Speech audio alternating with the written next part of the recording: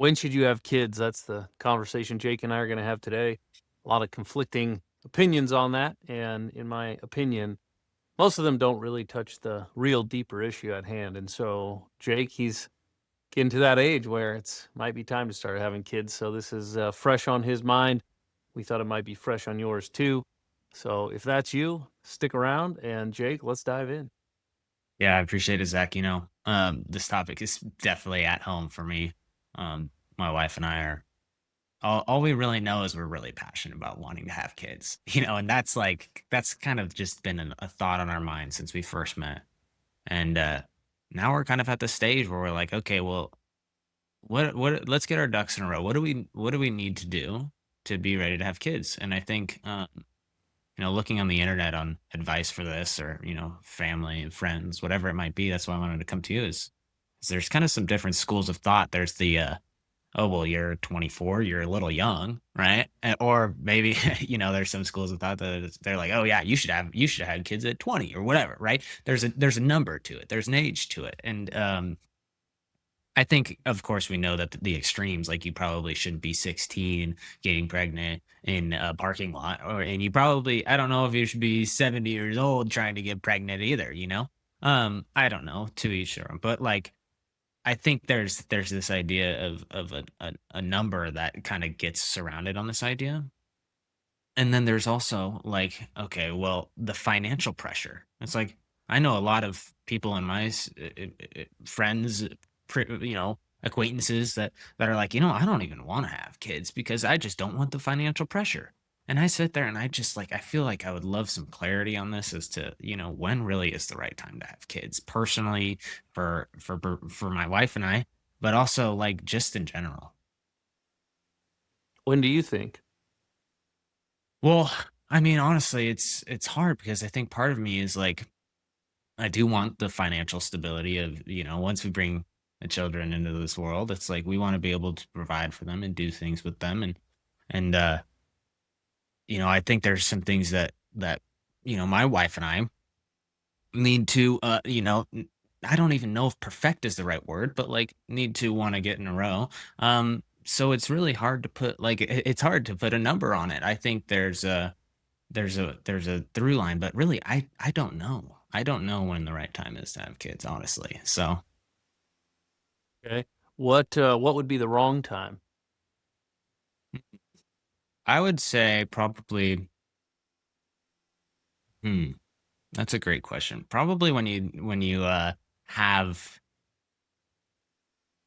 have bad, I don't even know what to say. Like probably if you're fighting all the time, if you're I don't know. I don't even know if there's an answer. I don't know. That's hard. I don't know. I think I don't know. Yeah, and I think that's to me, the purpose of having these conversations is I think that in our society, we've done an inherently poor job in teaching people how to think about things, right? We Mhm. have these surface level conversations, things like, how old should you be when you have kids? When the answer to the question has nothing to do with the conversation at the surface level. It has everything to do with the real conversation that exists beneath the surface of the surface level conversation. And so I think so many of the things that society and culture wants us to talk about and have opinions on, what they're ultimately trying to get us to do is come to a certain decision or a certain position or a certain opinion where there's certainty. And it's Mm. so interesting to me because I think so much of life, and you know this, but this is why I came up with this idea of the investor's approach because, right, people want it to be black and white. They want it to be yes and no. They want it to be for sure and for sure not. And Mm. the reality is life, every single part of life is like one giant investment decision. Okay. Great investors, unlike speculators, right? So the question as I think about this, a speculator might go, anytime is the right time to have kids, and I'm just gonna go for it and it's gonna work out, and I don't really have to Mhm. plan because it's gonna work itself out, right? That would be like the guy at the blackjack table and he's got a poor hand and he's like, just hit me anyway. It's gonna work out. Mm. The investor has a different approach. The investor has the approach where they go and they learn and they study Mm. and they think and they contemplate. and they assess the odds and the probabilities, and they look at the risks and the rewards, right? Mm, And they come to a thesis, right? And then they make a decision based on the thesis they've come to, mm, right? And then if something changes before they make the decision about their thesis, they might adjust. And mm, that's the way that I think we should be approaching life. So my answer is I don't think that a number has anything to do with it. I think a maturity does. I think mm, preparation does. I think, are you ready from the standpoint of, do you know how to navigate conflict? Do you know how to navigate your own fear? Do you know how to create value in the marketplace so you can provide for your family? Is the decision you're making predicated on fear, or predicated on wishful thinking, or predicated on preparation, right? And so mm, we can get into all those things, but at the end of the day, I think that the surface level conversation of, is when is the right time to have kids, or when do you have enough money to have kids, is just inherently the wrong question. It's the wrong conversation. Now, my wife and I, we have lots of kids, right? And we waited a lot longer than most people wait. We got married. I was 20, she was 22. We had our first child when she was 30 and I was 28. Does that mean that I should tell every single person, oh, you should wait? Well, no, because for us, it's not the same for everybody. For us, there were things that we were working on, that we were doing together. There was an agreed upon sort of, it wasn't a plan, but it was an understanding of kind of what we thought our family would look like. I know there's some people that just say, have as many kids as you can as early as you can. Well, I don't think that's always the right answer either. There are certain realities to life. There are certain realities to providing. There are certain realities to all the things that going into raising and building a family. And each one of those situations is different. It's unique based on the people that are involved. But at the same time, I don't think it's very smart to tell everybody you should wait, right? Because mm, waiting can turn. I mean, you don't even know if you'll be able to have kids, right? Here's what I right. can tell you on the other side. I can tell you on the other side. We went to one of my daughters. She was helping to teach. Her job is, helping to teach kids ballet, and we went to this ballet recital on Saturday night, and she got to do this little solo in the middle of this, like right before the intermission, basically, and I was watching her dance, and I'm just sitting there in the back of the room, you getting a little teary eyed, just thinking like, man, this has gone really fast, and Mm, there's nothing better in life, nothing.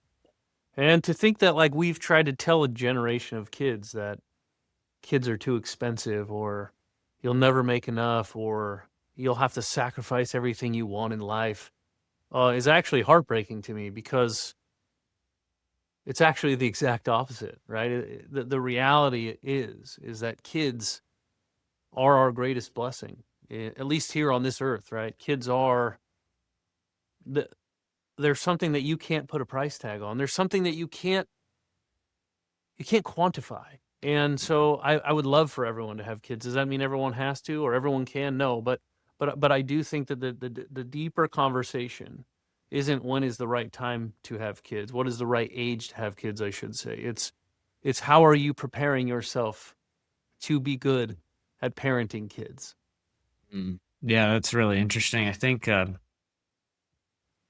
there's part of me that completely sees where that you're coming from, and then there's part of me that is like, I completely see where you're coming from with the feeling, like the feeling that you just described of watching your daughter. It's like I want that feeling now, like I want to be a parent. I want that feeling too. I mean, I hear dads and parents that are like describe that feeling, and I think that that's really awesome. I think you brought up the speculator versus the investor, which really helps me kind of uh, see where I fit into that. If I were to be honest, I definitely feel like I'd fit more into the speculator, but just in the sense of like I feel like the majors and the minors, if we were to go back to this, the majors for me would almost be like the desire to want to have kids and to raise good children and to be a spiritual leader for them and to be a financial um, provider for them. I think those are the majors for me, and I think that the desire to do that is probably the majors, not necessarily. I think I would almost. ask you, is it something that you have to do before you have kids? Should you be financially stable? Should you be the best?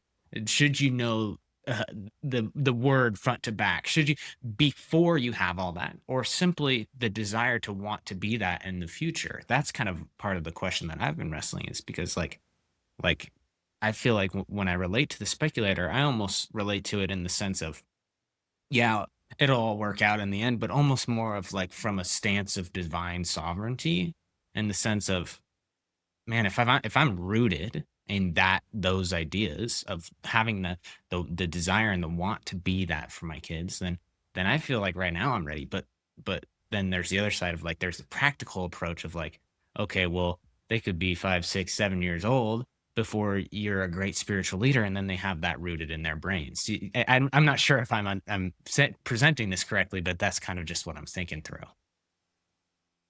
Yeah, well, I think there's different ways to answer it, right? Like, I think if parents are doing the job that parents are supposed to do, their kids will be ready to be parents a lot earlier than most of the time kids are. Because I think Mm, in many houses, kids aren't being parented in a way that prepares them to be parents themselves. And so mm, when that happens and they become parents before they've been prepared to be a parent, then that's where you get like these generational problems, right? If you have mm, somebody who's constantly getting infuriated and lashing out in anger, and they raise kids in an environment where they're doing that, and then those kids start having kids before they've gotten over that very same, propensity, then you just have an anger problem that gets passed down from generation to generation. And so right. I think, okay, so that's one part of a potential answer, and another part is, well, let's say that you want to be the person in your family that breaks that thing. It's like, well, Mm, then you have a choice in my mind. And this is the thing, like there is no black and white. There everything is just a series of trade-offs, right? So even in the investor's approach, you can have a thesis, you can do the preparation, you can feel confident in what you've decided to do and when you've decided to do it, and you could do it and it could still not work out the way that you thought it would, right? And so then what do you have to do? Well, now you have this kid and you thought you were prepared and you had these expectations, and now things have gone a little bit sideways. And so then the question is, well, how adaptable are you, and how much are you able to learn and to pivot and to change and to mm. morph? And then ultimately, how much faith do you have that ultimately God's in control? And so you're 24. Um, I guess the question that I would have back to you is, well, what do you think you need to have in line in order to feel like you're ready to be a parent? It sounded like you said financial stability, knowing the word, what else? Yeah, no, that's a great question. I think a huge part that my wife and I particularly talk about, because we have a personal experience with this growing up, is one thing huge is like the communication between my wife and I in front of kids is a huge part. Like you said, we don't want to be a part of that generational stuff. Like, we both grew up in an area where it's like our parents probably didn't communicate the best. Um, growing up in broken households and stuff like that. So obviously that for us, definitely kind of communicate the way we talk to each other. Um, but man, I feel like really it's really just I feel like, to me, and maybe I'm wrong on this, but it's the desires to be the best that parents that we can. It's like we both there's probably my thoughts behind it is like there's probably a dozen reasons that I could list off, that my wife could list off, that's like, we should wait because of this. But then I'd ask the question of, when you talk to a father, was really any one of them like fully prepared? Like, there was probably such a level of uncertainty eating at them. Like, I can't imagine, maybe you could speak to this and you kind of just did, of like maybe you could be fully prepared. You could be like, I'm ready, I'm ready, I'm ready. And then the day comes and you're like, holy cow, I had no idea. I don't even know. I'm way over my head. And so that's where it's like, it's hard for me to even say, because I'm not a father. And so that's kind of where I'm asking you. It's like if there was there, I feel like there's a balance there of like being fully prepared versus, winging it. There's something in the middle, and that's kind of what I'm trying to get to. So Yeah, well, you'll never be fully prepared. It's a process, right? But I bet you if I said, what's the number one reason that you're not having a kid right now, I guarantee I could answer the question. It's probably finances for me right now. For sure. And I that's, think, yeah, go ahead. well, no, you go ahead. I was just going to say that's the answer for 95% of people. Yeah. Yeah. And I mean, really what it comes down to is like, we know how expensive it is for two people right now. Right. And, one of my biggest drives for wanting to go out and create value in the world is like, I want to multiply. I want to be a multiplier. I want to bring children in this world. I want to raise good children, and I want to do it um, well. And I think in order to do it well, there's a certain level of truth, or I guess you could say a certain level of reality. That's like it takes finances to do that. It takes, if you want to go and expose your children to different cultures and travel or expose them, you get what I'm trying to say. It takes money, and it's kind of looking at our finances now, and probably a lot of other finances of people around at whatever age. It's like, holy cow, things are really expensive. We know how much it costs for two people. Imagine bringing one, two, three, four, five, six other people into the group, and the bill start. You do quick math, and the bill starts racking up really quick. I think people my age. I was just reading a statistic on this the other day. It's like I think 56% of adults who don't have children yet don't want to have children. And I feel like that's like, you might say, oh, 50-50, that's not bad. But I think that's an astronomical number right now.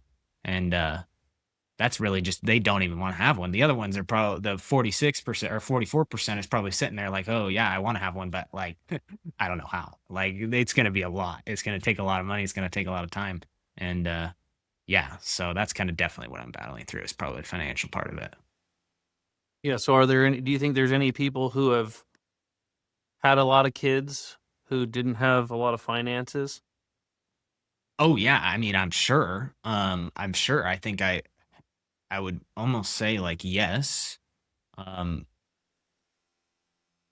but are you doing it in See, I want to tread lightly on these waters because I think there's a lot of amazing people that came out of really difficult situations.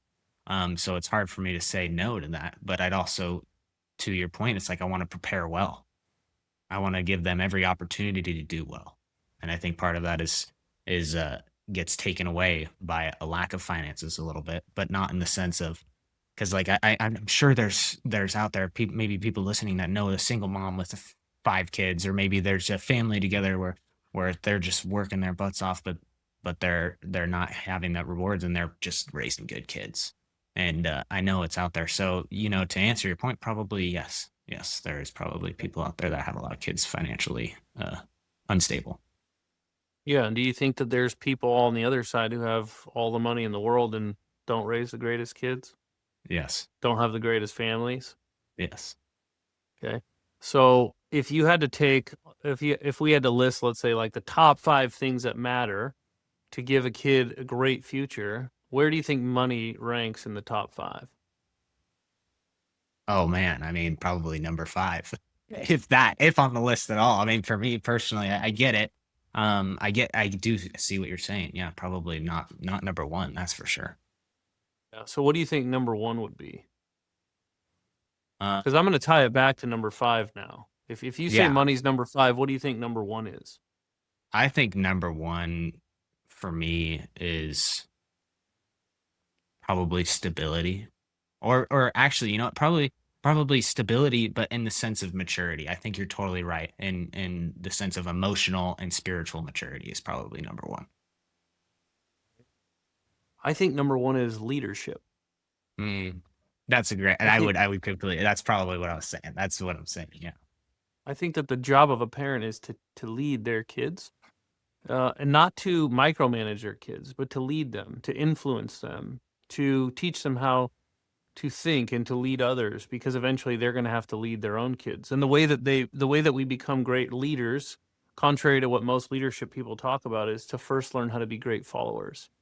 Right? So if our parents are great leaders and we learn how to follow, that's why I think the Bible says, right, to honor your father and mother so your days may be long in the land. I think part of that is because if our parents are leading well and we're following well, it's teaching us then how to be great leaders for the next generation. So think about this. So if we want to have financial capacity in our family, do you think learning how to be a great leader will help you create more financial capacity? Oh yeah, for sure. Right. Like you probably get a better job and be better at your job if you're really good at leadership. Yeah, definitely. Right. Okay, so let's say leadership's number one. Let's say leadership also helps be better at number five, but most people are putting number five as number one, right? Mhm, And then mhm, even when they've gotten number one or number five and they've put it as number one and they actually achieve what they think is financial stability, the things that actually make them a great parent, they haven't developed, they haven't gotten better at, they haven't invested in. I'm not saying at all, but but it wasn't, it wasn't near the top. And so even in those quote stable environments, you have all the same problems because to me, like I said, becoming a great leader is first being a great follower. And I go, mm, okay, well, if I want to be a great leader for my home, who am I following? mm. And if I want to be a great leader for my home, I got to be a great follower of Christ. Right. Right. And so to me, I'm not saying, and I think this is where it's not like money doesn't matter. Money does matter. It's like how we pay for things. It's the water in the pipes, if you will, right? It's the thing that Right. keeps things going along. And so it does matter. Um, but it doesn't matter as high as we like to say that it matters. You know who Tim Tebow is? Yes, of course. Yeah. Well, does he seem like a pretty good guy to you? Yeah. Yeah. And, his dad was a missionary. Like, I don't think Well. they had any money, and he's got multiple siblings, and they all seem to be, pretty good humans and doing a lot of good for society, and so I think that we have to be really careful because that's what we've done. We've indoctrinated 2 generations now to say, "Hey, unless you have X amount of money, you'll never be able to give your kids what they deserve or what you Mm, desire to give them." And so we've basically told everybody not to have kids. And how's that working out for us, right? Now, with that being said, there are actual financial realities that we have to deal with. Like we actually have fake money. And that mm, fake money being manipulated is actually making people who have less even have less, and people who have more have even more. Like there is a problem. That problem has to be understood. It has to be worked through. It has to be hopefully fixed eventually. So I'm not saying that it doesn't matter. Like there is real financial pressure. Okay, so then what do we do about it? Like part of what Move Right started out as was how do you move right on the bell curve? And it mm, it hasn't changed. It's just not necessarily that that's the focus. But when you think about if your desire is to be financially abundant, let's say, and to be able to have kids, okay, well, what are you doing to be able to do that, right? Because it is possible. There's people who are doing it, but should it keep you from having kids? No, but should you be aware of the trade-offs? Yes. Like part of the reason that we decided to wait a little bit to have kids is because we were like, hey, we're both working, we're both passionate about work. I had bought business and I had financial obligations that I needed to get through. And for us at the time, we were like, listen, we're going to get a little further down the road. We're going to mm. do some of the things that we want to do together. And then when the time comes, we'll have kids. And we were okay with that. Other Right. people might say, hey, like, we don't want to buy a business. We don't want to do these things. We want to have kids now. That's great. But there are trade offs involved. So for you, you're 24. Let's say you decide to have a kid. Now you have this new financial responsibility, if you will. And what's that going to do? Well, it's probably just going to reduce your options or your flexibility as it Mm, relates to what you can do with your career. Now, mm. is that the end of the world? No. Is that a bad thing? Not necessarily. But you have to Right. actually be sitting there and you have to be thinking through what are the trade-offs? Are we okay with the trade-offs? Because I personally think where a lot of people run into problems is let's say the husband has this big vision for this big future and then his wife really wants to have a kid and so they have a kid. But now he's like, "Hey, now I have a kid. Like I got to stick where I'm at. I got to push through it. I got to make money. I got to pay the bills. I got to do all Mm, these things." And then he gets resentful because now he can't pursue his dream, right? mm. And that's a real thing. And I'm Mm, not saying he should be resentful because he participated in the decision in most cases. But mhm. my Right. point being is like everybody needs to sit down and think about what do we want to do and what are the trade-offs if we go this direction or this direction. And then the last thing I'll say is, but if God's putting on your heart to have kids and you're not exactly sure how it's going to work out, you should probably listen to what he's putting on your heart more than any of the logic or the justification with logic that you come up with in your brain.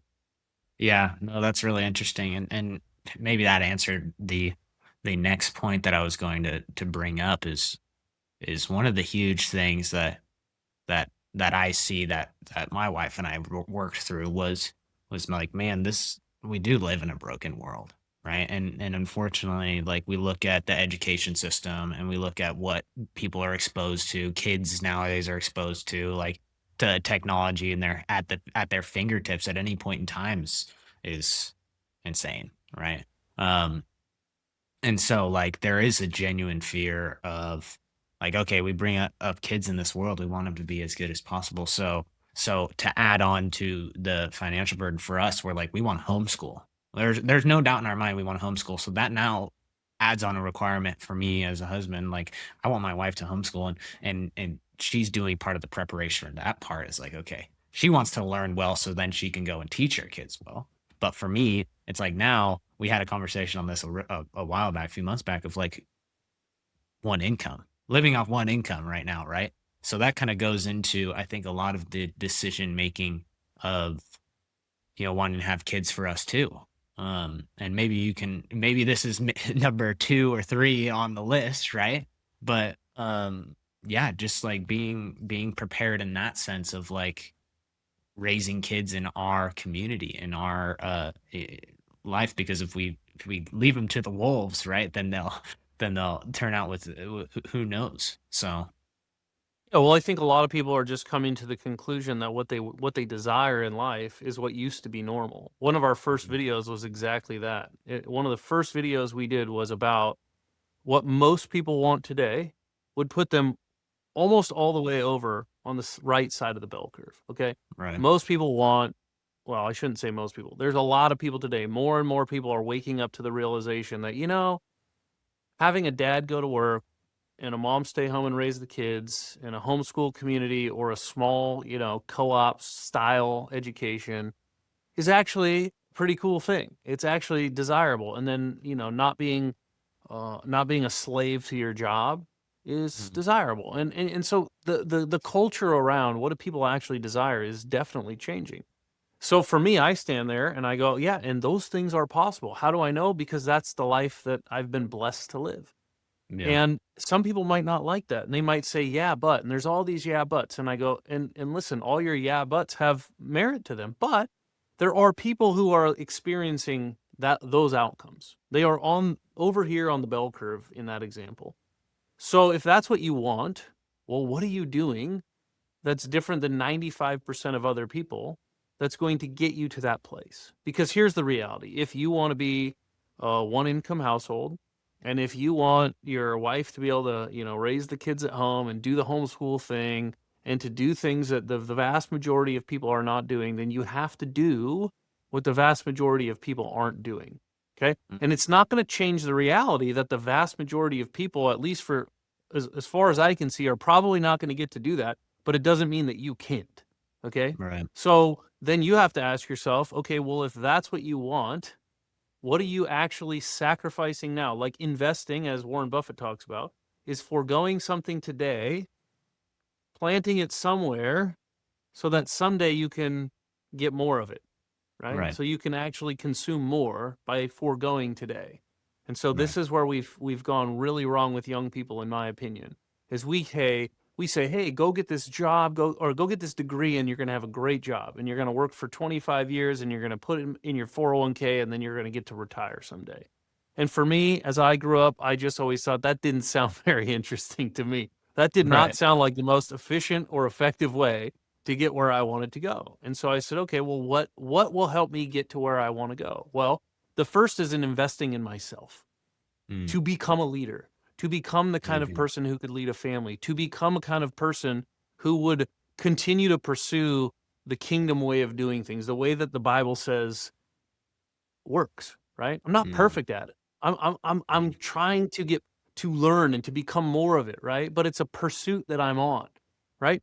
mhm, And then to go serve people in business in the marketplace, to go solve mhm. problems and help people reach their goals, to get compensated as a result, right? In such a way that I could create the life for my family that I desire, right? Right. Now, listen, God could tell me in 3 weeks to sell it all and to go do something totally different. I got to be willing to do that. I'm not trying to say that this is the right way to do it. This is what everyone should do. I'm just trying to say for you in this instance, what you're trying to decide in your mind is you have a friction between I want to have kids and I want to have financial freedom. Mm, Well, for like 99.9% of people, they don't get to do both in the perfect order, right. right? Some people choose to go figure out the financial part and then have kids later. Some of those people never have kids because the problem is the financial part is actually their crutch. It's Right. actually how they band-aid over their fear, right? Other people, they have kids early, right? And it makes it much harder to actually create the financial freedom, the financial stability. Some people are Mm, fortunate. They're able to do both in, in a less frictiony, less difficult way. For us, we chose to invest on the financial side, and it wasn't just financial. There were other things that we wanted to do, and then to have kids. But I'm not saying that's a recipe for everybody else. I think you have to be able to look in the mirror and say, what's more important? And actually make the decision, make the commitment, and live with it, because otherwise you'll just keep waffling back and forth between two things that you want at the same time that are very difficult to get at the same time. percent. And I think one question I have for you personally is like, I hear a lot of stories among fathers, particularly young fathers, that are like, I went into it not knowing everything. And, having a kid lit a fire under me that I didn't have before. I hear that a lot. I don't feel like, for me personally, like, I don't feel like, having a kid is going to solve all my problems. Um, but you do hear these stories. Do you think for you, like, I know you did a lot of preparation before having kids, and I really think that's super valuable information. But do you think that there was any part of you that changed after you had kids? Like, was there anything that was just like something clicked, and you were like, this is why I'm doing it, or whatever it might be? Oh, I mean, certainly I've changed since having kids. Having kids changes you, but nobody ever really had to light a fire under me, right? I Right. think that was just something that I've always been a fiery kind of person. And Right. so, I honestly can't really speak to that. I think if anything, what kids does is for me, it maybe chilled out some of the fire yeah, or some of the Mhm. ambition. Because, yeah, I mean, you know what matters. But I also grew up in a way where I was maybe more fatherly in my role than a lot of Mm. people are at that young age. And so I think that there's always been a part of me that was like, even before I was a dad, I was kind of like a dad. And so, Mhm. so that maybe gave me a head start. But, when I look at people, uh, listen, I think that so much of it comes down to, and I've said this so many times on our videos that it's probably like a theme now, but we sit there and we think about and we obsess over how do I make enough money to do X, Y, or Z. Mm. And the reality is what we should be asking is, how do I obsess over understanding what people's goals are and what their problems that they face are, and being a solution to those problems and a catalyst to reaching those goals? Because it sounds really simplistic, but like for me, so much of what all of this is even about is like, how do you find that thing beneath the surface? The surface is making money. That's the conversation. Everybody talks about making money, everybody talks about Mm. financial stability, and that is the surface of the conversation. And what very few people do, and that's why very few people make it, is the money that is they go underneath the surface and they go, okay, but what is the underneath? What is the essence or the driver of actually creating the financial stability and the financial prosperity? And it really just comes down to, even if you think about AI is a tool that you can use to help people get what they want and avoid what they don't. That would be reaching their goals and solving their problems. Okay. If you are obsessed about using AI to help people get what they want and avoid what they don't, you financially will probably be doing just fine. And so Right. my whole thing is, and then what is a skill that you can learn that you're not born with? You can learn. You might be born with some of it, but anybody can learn it, and we can all get better at it. What is a skill that you can learn and develop that will actually make you better at, once you know how to help someone reach their goals and solve their problems, that will make you even better at it, is to learn how to become a leader. Learn how to lead. Learn how to influence. Not manipulate, influence, right? And that's where I think all of this comes. Is like, hey, you want to be a great dad? Be a great leader. You want to be a great husband? Be a great leader. You want to make money? Be a great leader. Help Mm, people get what they want. Help them solve their problems, and do it while being a great follower. Follow mm, Christ. There's going to be lots of distractions along the way, lots of people trying to tell you that there's a better way, you can make more money doing it this way or whatever, when in the reality is follow him, lead the people as you follow. All the other things will take care of themselves. So that's what I've got there. yeah, no, I appreciate that. That's good, and maybe we can leave it on that. So, All right. Well, if you're still here, appreciate it. We'd love it if you'd share what you thought in the comments. Share this with a friend if you thought it was helpful. And hopefully you took something away, that having kids isn't about the right age. It's about, who are you? Where are you at? Where are you trying to go? And have you prepared? And ultimately, do you trust? So appreciate you being here, and we'll see you next time.